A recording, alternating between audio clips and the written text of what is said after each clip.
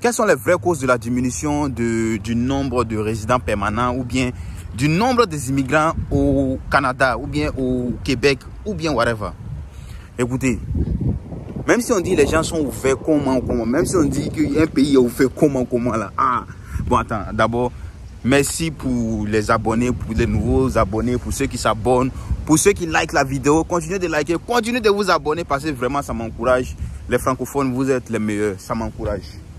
J'ai dit les anglophones, je les ai laissés un peu dans des jours là à cause de vous. Sincèrement, vous m'encouragez. Pourquoi ils ont réduit? Quelles sont les vraies causes? Et ils ont réduit le nombre des immigrants en général, que ce soit immigrants permanents, immigrants temporaires. Pourquoi ils sont en train de réduire? Voici la vraie cause. Parce que quoi? Lorsque les gens arrivent ici, par exemple, je prends l'exemple d'un étudiant qui quitte dans son pays et il arrive ici, il arrive par exemple au Québec. Comme je dis toujours, je connais mieux le Québec que les autres provinces. Il arrive par exemple au Québec. Maintenant, il arrive pour faire un programme d'études. Au lieu de faire son programme d'études, eux finissent son programme d'études tranquillement. Qu'est-ce qu'il fait? Il commence juste la première semaine, la deuxième semaine, et après, il va faire demande d'asile. Il va faire demande d'asile. Bon, les gars, entre nous.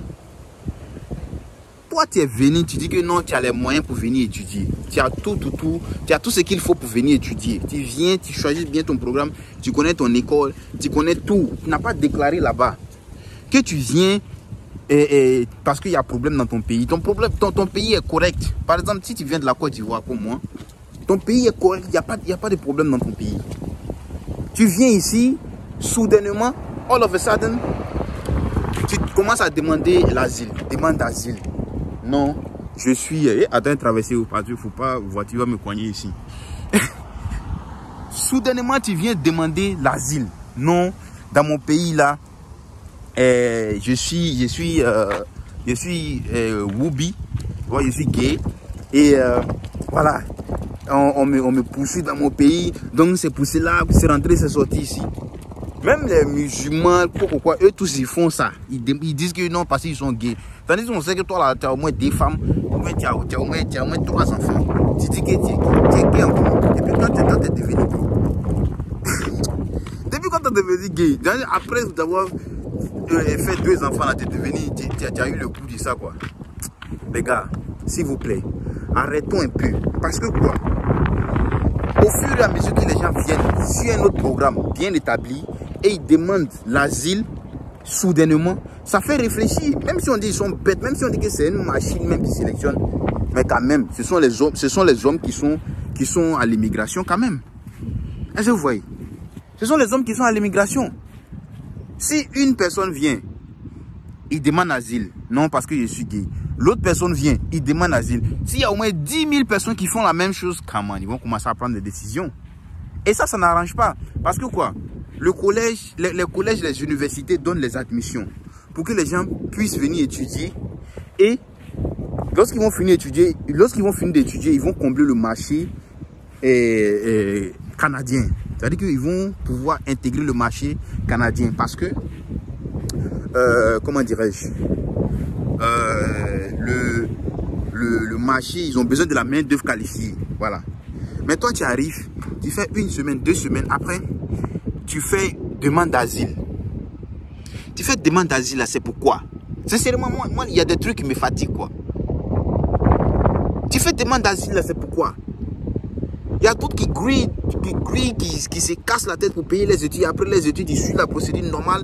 Et après, ils finissent et ils sont résidents permanents. Après même, il devient citoyen canadien. Il faut suivre la procédure. Tu es pressé, tu vas où?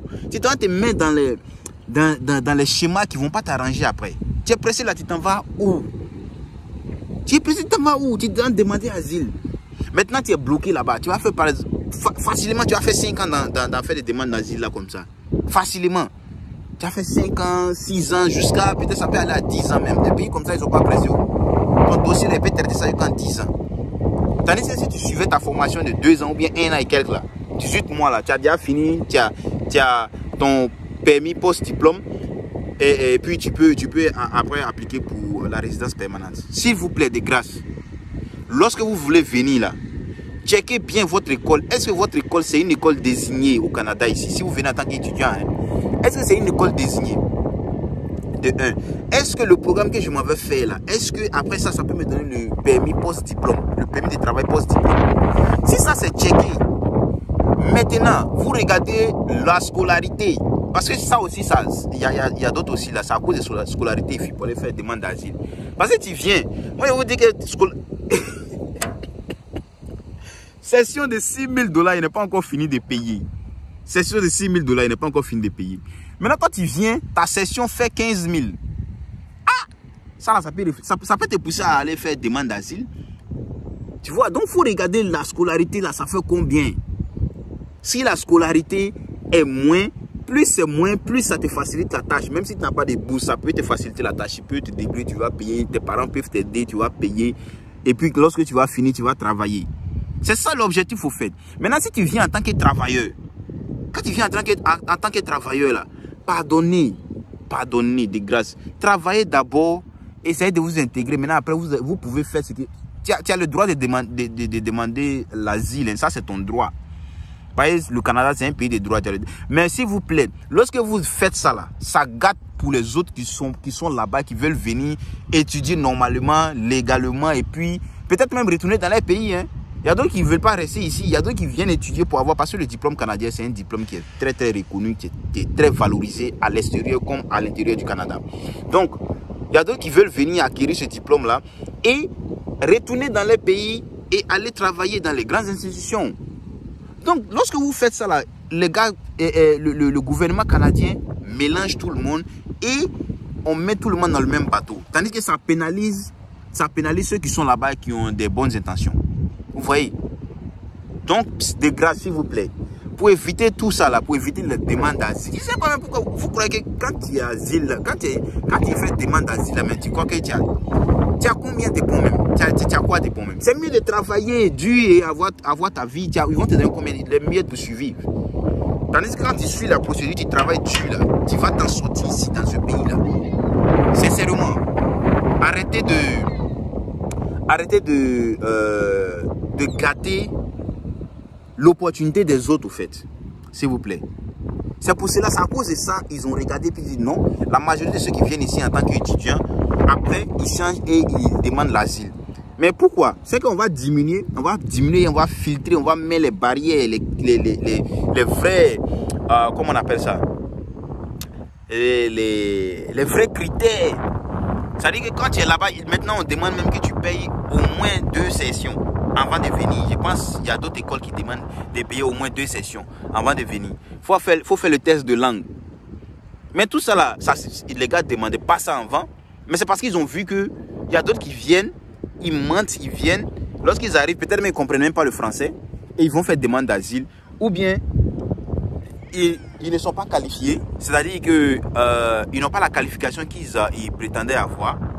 Et après, ils se mettent dans les problèmes. Ils disent, s'il vous plaît, s'il vous plaît. Si tu as l'intention de demander l'asile, pardon, c'est pas la peine. Parce que c'est pas important. Je ne vais jamais recommander à quelqu'un de faire demande d'asile. Si c'est chaud, comment là, il faut te tuer. Il faut faire ce que tu peux faire. Il faut demander à tes parents, ils n'ont qu'à vendre un terrain là-bas. Ou bien il faut demander à tes parents, ils n'ont qu'à demander crédit, ils vont t'aider. Toi aussi, tu vas chercher du boulot ici, tu vas t'aider un peu pour compléter, pour avancer, c'est tout. Si les autres ont pu faire, là, toi tu peux faire. Pourquoi toi tu n'es pas un extraterrestre? Si les autres ont pu faire, toi tu peux faire. Peace out les gars, abonnez-vous à la chaîne. Abonnez-vous à la chaîne. Parce que quand moi je vois les trucs comme ça, là, ça me tape sur les nez au fait. Abonnez-vous à la chaîne, on va avancer. On veut atteindre. Non les gars, vous êtes merveilleux. Vous êtes merveilleux. En quelques temps, on est presque à 2000. En quelques temps, on est presque à 2000. La communauté francophone, peace out. Chapeau. À la prochaine vidéo.